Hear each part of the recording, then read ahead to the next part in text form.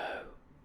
Now this will be formatted slightly differently as I'm not reading from Wikipedia, so the account will be a bit more narrative. Before we begin, I'd like to quickly remind you that you can watch all of my ASMR videos on my Patreon without the YouTube advertisements. If you have anything you want me to whisper and learn about with you, please leave it in the comments below. I'm sure I would be very interested to hear. Okay, without further ado. On February 11th, 1979, 5 local men took the day off to go on a fishing trip in their 17-foot Boston whaler, the Sarah Joe, from the town of Hana, located on the southeast shore of the Hawaiian island Maui.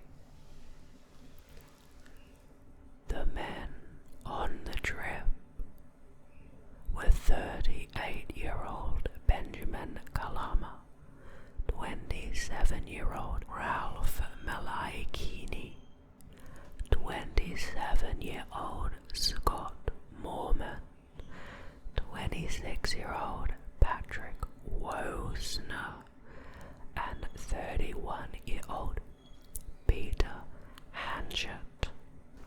They had been friends for several years.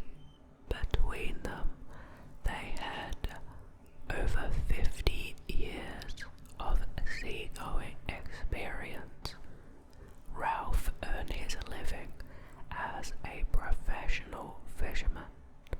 They left the harbour at around 10 a.m. The water was calm and it was a nice, clear day. Okay, that is an important and interesting detail, that the crew were experienced. Important to remember that, I guess, considering what happened to them, probably not being due to a lack of experience. At 1 p.m, a freak wind swept in from the mountains. It was the first warning that a storm was about to strike. The changing of the wind direction concerned Peter's father, John Hanchett Sr.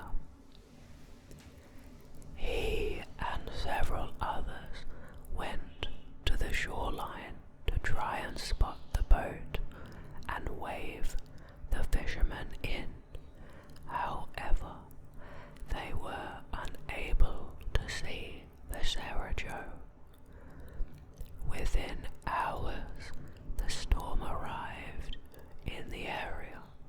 Strong winds and crashing waves came with it. John went out into the middle of the storm to search for the boat. After several hours, he went back to shore without finding any trace of them. The next day, John returned to continue searching for the Sarah Joe. He was joined by marine biologist John Norton again. They came up empty. On the third day, Captain Jim Cushman of the Coast Guard continued the search for the Sarah Joe by helicopter and ship. The search expanded as the day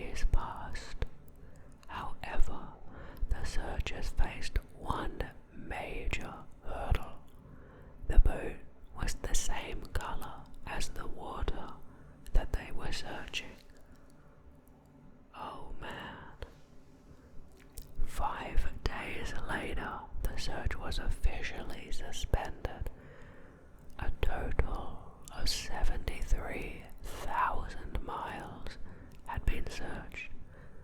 No trace of the Sarah Joe or the 5 men was found. During the following weeks, residents of Hana combed the nearby beaches looking for the wreckage of the Sarah Joe. Finally, they gave up the search. However, they never gave up hope. To commemorate the 10th anniversary of the boat's disappearance, the family and friends of the missing sailors gathered on the pier where the 5 men departed. As time passed, it seems as if memories were all that were left of the missing men and the Sarah Joe. On September 9th, 1988, the case of the Sarah Joe took a bizarre turn. On that day, John Norton was on a wildlife expedition in the Marshall Islands, 2,000 miles west of Maui. While near a deserted atoll called Taongi, he spotted a small boat that had washed ashore. Norton and his crew landed on the atoll to examine the wreckage. They could see some of the registration numbers on the side of the boat, which indicated that it had been registered in the Hawaiian Islands. Approximately 60 yards from the wreckage, Norton's crew discovered a makeshift grave. It included a pile of coral rocks and a crudely made wooden cross. They also discovered a human jawbone protruding out of the pile of rocks. At the time, they were not certain if the gravesite was connected to the wrecked boat. The men found no evidence that the island was inhabited. Norton recorded the registration numbers on the boat and left the site undisturbed. The Coast Guard ran a check of the numbers and determined that the boat was the Sarah Joe. After the wreckage was identified, the nearby gravesite was excavated. A partial human skeleton was uncovered. Dental records determined that the remains belonged to one of the 5 missing men. Scott Mormon. Another strange clue surfaced when the unusual pieces of paper were discovered in the grave. These papers had been burned deliberately. The papers were in an unbound stack, 3/4 of an inch by 3/4 of an inch, alternated by slips of tinfoil material between the pages. The Coast Guard has not been able to determine who placed the paper there or what purpose it served. Experts agree that the Sarah Joe could have drifted the 2,000 miles to the Marshall Islands. The voyage would have taken about 3 months. However, according to the brother of one of the missing men, a U.S. government survey of Tongi in 1985 found no trace grace of the Sarah Joe? If this is true, then where was the Sarah Joe between its 1979 disappearance and the 1985 survey? Many questions haunt the case of Sarah Joe. The family and friends of the missing men hope that one day they will learn what really happened to their loved ones. I definitely hope so as well.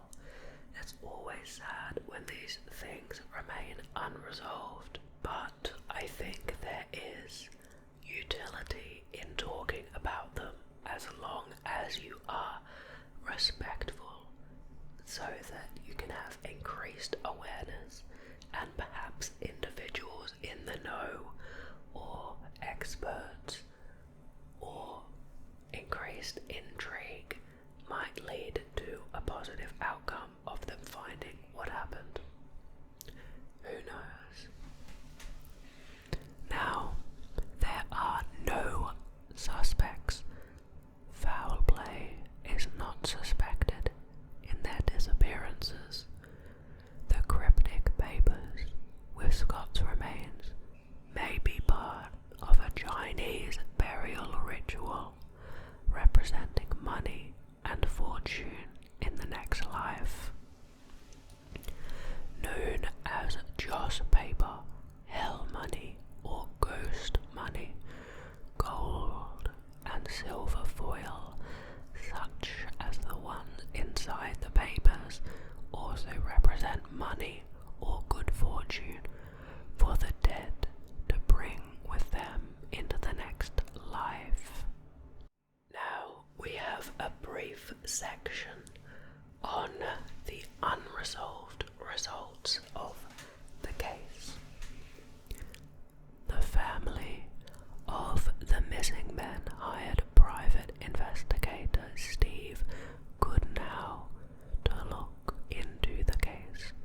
He took a team to Taungi and discovered a new handful of Scott Mormon's bones near the original grave. Drivers also found the boat's engine wedged underwater in nearby coral. Given the narrow channel between the reefs and islands, it is unlikely that the boat could have reached the Tangi Lagoon without human interference. Goodnow hypothesized that Chinese fishermen found Scott's body and buried him. He further theorized that the fishermen did not report the incident since they had been fishing in the area illegally. Robert Malaikini, brother of the missing crew member Ralph Malaikini, thinks that Scott tied himself to the boat to weather the storm. He doubts that anyone from the Sarah Joe could have survived the storm and 2,200-mile journey to Taungi. Memorial plaques to commemorate the crew were installed on the Taungi atoll and in the Hana Bay. Sadly, Peter's father John has since passed away. That is an interesting theory about the people finding the body, burying it, but not reporting it because they didn't want to get in trouble, but they still felt obligated to bury the body. That's a fairly clever and likely sounding hypothesis to me. Well, I hope you found this interesting, and let's all hope that perhaps one day these events are a bit more clear and can bring resolution